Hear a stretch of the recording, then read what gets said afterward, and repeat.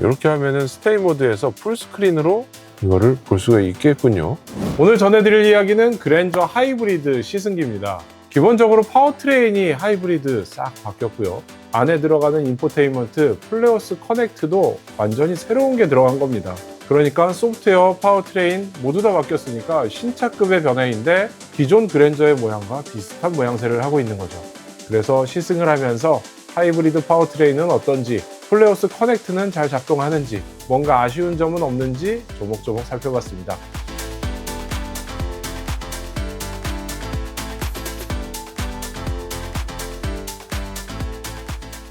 이 차가 다른 거는 그랜저 하이브리드라는 거죠. 기존에 탔던 거는 내연기관 모델이었고요. 1.6L 하이브리드가 들어갔는데 새로운 하이브리드가 들어갔어요. 이 새로운 하이브리드는 기존처럼 한 가지 엔진만 가진 게 아니에요. 2.5L 엔진도 있고 1.6L 엔진도 있고 종류별로 나눠서 하이브리드 시스템을 바꿨어요. 제일 특징적인 거는 시동 걸 때 도와주던 모터를 안쪽으로 집어 넣었습니다. 그래서 이 시동 거는 모터가 주행에도 관여를 하기 시작하는 거예요. 그런데 한 가지 아쉬운 거는 이 배터리의 용량이 그렇게 커지진 않았습니다. 그리고 모터의 출력도 아주 강하게 바뀌지가 않았어요. 자, 주행을 시작한 첫 느낌은 글쎄요, 이 앞에 있는 시야는 좋은데 A필러가 시선을 좀 가리는 면이 있습니다. 상당히 좀 두꺼워요. 여기서 보기에는 전방 시야는 괜찮은데 여기가 살짝 답답하다는 느낌이 들고 있죠. 그리고 또 하나 특징적인 거는 바로 시동이 걸리면서 엔진이 작동을 하기 시작하는데 엔진 소리가 그렇게 부드럽고 예쁘고 뭐 이렇지는 않네요. 토요타라든가 다른 회사의 하이브리드랑 비교하면 그냥 비슷한 수준 정도의 엔진 소음이 들리는 것 같아요. 지금 같은 때 모터로만 출발해서 주행을 하고 있죠. 이렇게 막히다가 풀렸다가 신호에 정차했다가 다시 달리다가 하는 구간에서는 사실상 모든 자동차 중에 하이브리드가 제일 유리하지 않을까 싶습니다. 전기차를 제외하면 말이죠. 그런데 좀 더 배터리가 큰 하이브리드였다면 좀 더 그 효과가 더 좋게 나타나겠죠. 네, 이 차는 지금 엔진의 개입이 상당히 적극적이에요. 지금도 개입을 하고 있죠. 이게 저희가 시승했던 최근에 르노나 중국의 하이브리드 같은 차들하고는 차이가 좀 있다고 봐야 될 것 같습니다. 현대차 그룹이 새로 만들어낸 하이브리드 시스템이긴 한데 아직까지 그 모터가 주된 역할을 하는 그런 차는 아니고요. 내연기관 엔진이 주 역할을 하고 모터가 이를 보조하는 구조로 되어 있는 것 같아요. 자, 좀 가속을 해보면 근데 또 이런 건 있네요. 살짝 가속을 해보면 모터가 가속을 쑥 밀어주는 느낌은 확실히 좋아졌습니다. 기존의 하이브리드 시스템 대비해서는 쑥 밀어줄 때 변속기에 가기 전에 뭔가 모터 같은 걸로 동력을 좀 더 실어주다가 그 다음 킥다운을 하고 변속을 하고 이런 구조로 되어 있는 것 같아요. 그래서 주행의 품질은 오히려 이런 부드러운 차에는 꽤 잘 어울리는 것 같기도 해요. 이렇게 쭉 부드럽게 운전하는 거, 이게 계속 변속하면서 툭툭툭툭 왔다 갔다 하는 것보다는 부드러운 주행이 이어지는 게 좋아요. 이 그랜저 하이브리드는 제가 타보니까 전반적으로 굉장히 보편적으로 좋은 평가를 받기 좋게 만들었네요. 우리나라 어지간한 도로에서는 승차감 괜찮고 너무 단단하지도 않고 뒷좌석에 누군가 태웠을 때 불편함을 그다지 느끼지 못하게 아주 잘 만들었습니다. 적절한 지점을 잘 찾아낸 것 같아요. 다만 좀 젊은 사람들이나 스포티한 주행을 선호하는 그런 분들이라면 이 그랜저가 스포티함에 있어서는 살짝 아쉬운 느낌이 있을 수도 있을 것 같아요. 속도를 조금 올려보면 차가 도로를 딱 붙잡고 달리는 게 아니라 그 위에서 좀 둥실둥실 이렇게 떠다니는 느낌을 받을 수가 있어요. 이거는 고속도로를 달려보면 느낄 수 있는 건데 속도가 한 110, 120 이 정도만 올라가도 말랑말랑해서 좀 아쉽다는 생각을 가질 수도 있을 것 같습니다. 그런데 이렇게 평소 시내길을 주행하다 보면은 이거는 느낌 좋아요. 자, 이렇게 막히는 구간에서도 ADAS 기능들 잘 사용할 수 있죠. 예전에 보면은 현대나 기아 같은 경우 붕끽이라는 게 있었어요. 이렇게 다니다가 앞차가 빠져나가면은 붕 하고 가속을 했다가 바로 뒤에 가서 끽 하고 쓰는 그런 사례들이 있어서, 그래서 이 어댑티브 크루즈 컨트롤이 들어갔다고 하더라도 이게 그 기능이 있다 없다로 구분하기에는 좀 레벨들의 차이가 있어요. 그래서 좀 잘 되는 차종들을 보면은 부드럽게 끼워주고 부드럽게 따라가고 이런 기능들 잘 되는데, 지금 그랜저는 사실 그 중간 정도 되는 것 같습니다. 이 차가 합산 출력으로 200마력 중반이거든요. 그 출력보다 좀 더 강한 힘 같은 거를 모터에서 푹푹 밀어주고 있어서 스포트 모드로 가속을 할 때 초반 느낌이 좋습니다. 초반에 욱 하고 나가는 느낌이고, 그 다음에는 무뎌져요.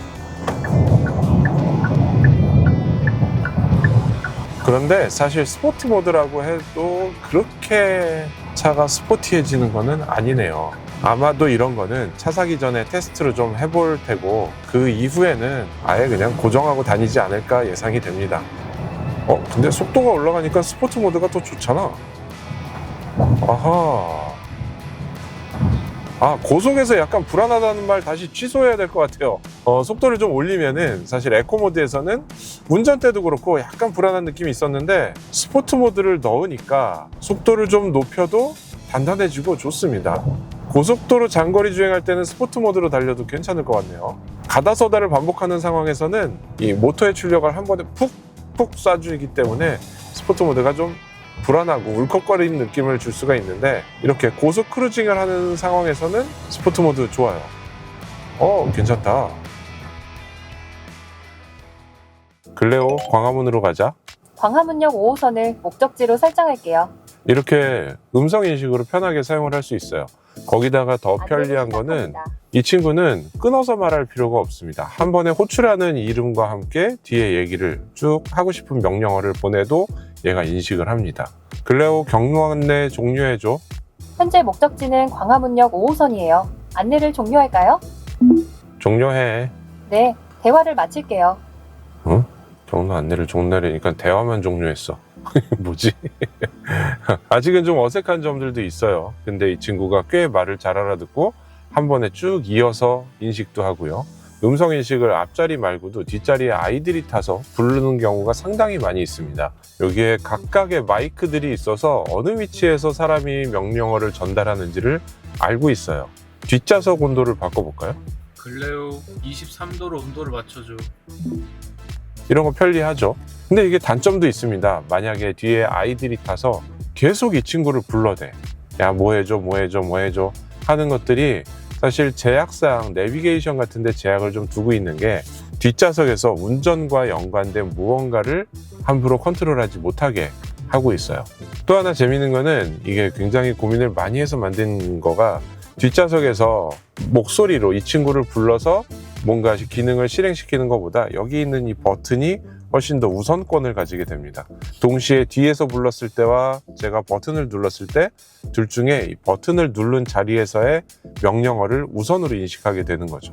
자, 그리고 이 친구가 뭐 여러 가지 기능들이 있지만 그 중에 인상적인 거는 좀 더 이 메뉴들을 컨트롤해서 저한테 추천해서 보여준다는 거예요. 글레오 존댓말 기능으로 바꿔줘. 바로 AI의 대화 스타일 설정 화면으로 이동했어요. 자, 이렇게 보면은 지금 이 화면 중에 음성으로 컨트롤할 수 있는 기능들은 이렇게 바로바로 보여주고 있어요. 정중한 기능, 친근한 안녕? 기능. 난 이거 글레오야. 하면은 안전하고 즐겁게 달릴 수 있게 도와줄게. 이렇게 반말을 시작해요. 근데 이렇게 정중한을 누르면 안녕하세요. 저는 글레오예요. 이렇게 존댓말을 하기 시작합니다. 아마 한국에만 있지 않을까? 이런 건 해외에는 없겠지? 이 플레어스가 시작이 되면서 바뀐 모양이 딱 있죠. 차 안의 모양이 다 이렇게 바뀌고 있어요. 지금 이 차에는 가운데 큰 디스플레이가 하나 들어가고, 여기에 슬림 디스플레이가 들어가고요.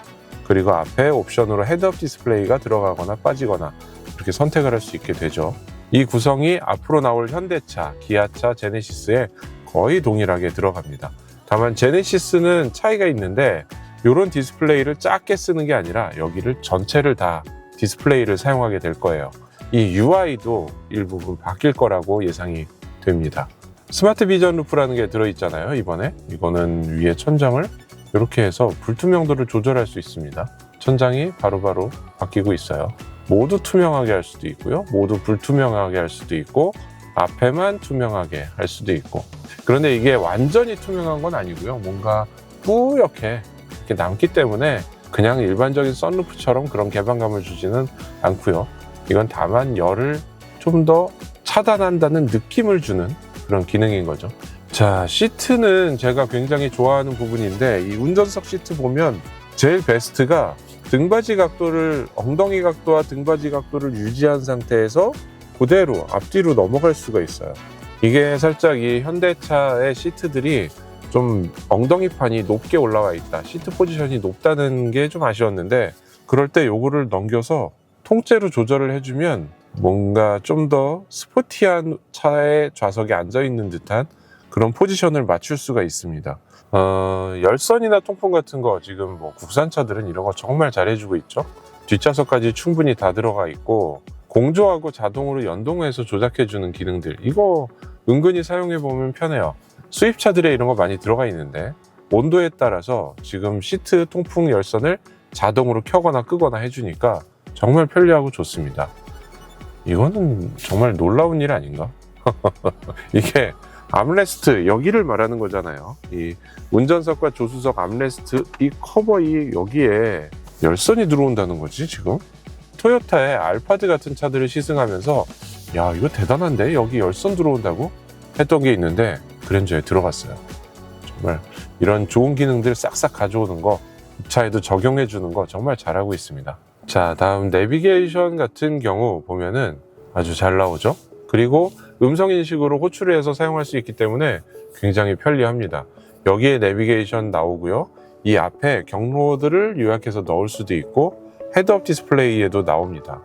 그래서 여기에 턴 바이 턴을 보면서 운전을 하고 주 화면은 이쪽에서 볼 수가 있게 되어 있죠.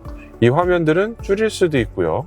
이렇게 음악을 들으면서 사용하게 되면 이렇게 밀어서 한쪽은 내비게이션, 한쪽은 음악 들을 수도 있고요. 내비게이션을 옆으로 밀겠다라면 세 손가락으로 이렇게 서로의 위치를 바꿔줄 수가 있어요.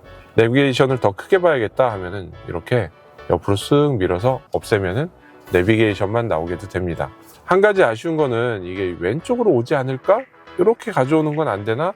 라고 생각하실 텐데 이쪽은 가져올 수가 없어요. 이거는 이 차의 메인 계기판 역할을 하기 때문에 법적으로 얘는 항상 표시가 돼야 되는 겁니다. 그래서 차가 멈췄을 때, 시동을 껐을 때에만 이 화면을 다른 화면으로 사용을 할 수가 있어요. 지금 여기에는 3등분이 된 위젯들이 들어가 있어요. 이 왼쪽에 연비 정보를 넣는다거나 혹은 변속기 상태를 넣을 수 있게 이렇게 바꿀 수가 있습니다. 미디어를 넣을 수도 있고요, 경로 정보를 넣을 수도 있고 턴 바이 턴 내비를 넣을 수도 있어요. 중앙에도 속도계 대신에 미디어를 넣을 수도 있고 몇 가지 선택을 해서 넣을 수도 있습니다. 그리고 오른쪽에는 뭐 연비 정보 이런 것들이 들어갔는데 한쪽에 예를 들어서 주행 경로 안내를 넣었으면 다른 쪽에 또 넣지 못하게 이렇게 어둡게 표시가 돼요. 자, 그리고 대망의 이 스테이 모드, 하이브리드에만 들어있는 기능입니다. 스테이 모드는 차에서 뭔가 쉴 때 이 전체 인포테인먼트 기능을 사용하라고 나온 것인데 사용을 눌러보면 공회전 없이 사용할 수 있다고 하잖아요. 지금 사용 가능 시간 8분이 떴습니다.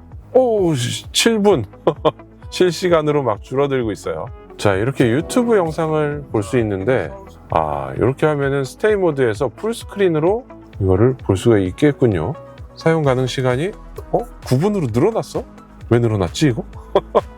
자, 실시간 전력 마이너스 0.8kW라고 나오죠. 지금 전력 소모가 그렇게 크지 않기 때문에 아마도 시간이 늘어난 것 같아요. 이 정도 시간이면은 글쎄요, 아이들을 학원 데려다주고 기다리는 시간, 그거 좀 모자랄 것 같은데, 에어컨 켜고 앉아서 아이들 기다리려면 적어도 10분, 20분 정도는 돼야 뭔가 스테이 모드를 제대로 사용할 수 있겠다 생각이 드는데, 그래서 목적지 도착했을 때 사용할 수 있게 이렇게 버튼이 있습니다. 그러면 배터리를 충전을 했다가 가능한 많이 사용하게 준비를 해주겠다는 거죠. 저렇게까지 써야 되나 싶은 생각이 살짝 드는 모드예요. 자, 앞좌석 시트를 제 키에 맞춘 상태로 뒤로 들어오면 이 정도 공간이 남습니다. 확실한 공간이죠. 이건 거의 뭐 대형 럭셔리 세단이라고 해도 될 만한 공간을 가졌죠. 이 암레스트는 이렇게 치워버릴 수도 있고요. 여기에서 딱 끌어내려서 편안한 공간을 만들 수도 있고, 여기서 컨트롤할 수 있는 것들도 있어서 뭔가 시트의 포지션이나 이런 것들 조작도 할 수 있습니다. 그리고 시트가 이렇게 리클라이닝이 되죠. 한참 나오네. 자, 리클라이닝을 완성했고요. 지금 보시면 시트의 각도가 좀 달라져 있는 걸 볼 수 있겠죠. 여기는 살짝 올라오면서 앞으로 빠졌고요. 아래판이. 등판이 상대적으로 같이 내려가면서 뒤로 기울어지게 됩니다.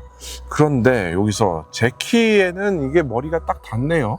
그러니까 키가 180이 넘는 성인 남성이라면 뒷좌석이 머리 공간이 조금 아쉽게 느껴질 수도 있겠어요.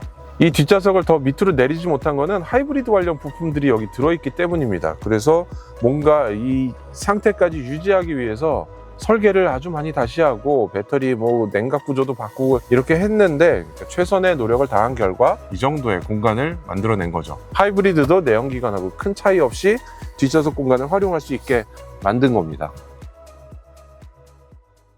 자, 이렇게 해서 그랜저 하이브리드를 시승을 했습니다. 지금은 2026년 7월이고요. 2차 나오자마자 시승을 한 건데 아마도 40대, 50대 남성들의 취향을 잘 맞춰서 만든 차가 아닌가 싶어요. 여기는 첨단 디지털 기능 플레어스 커넥트 잘 들어가 있고요. 파워트레인도 하이브리드라서 연비 좋고요. 주행 느낌 부드럽고요.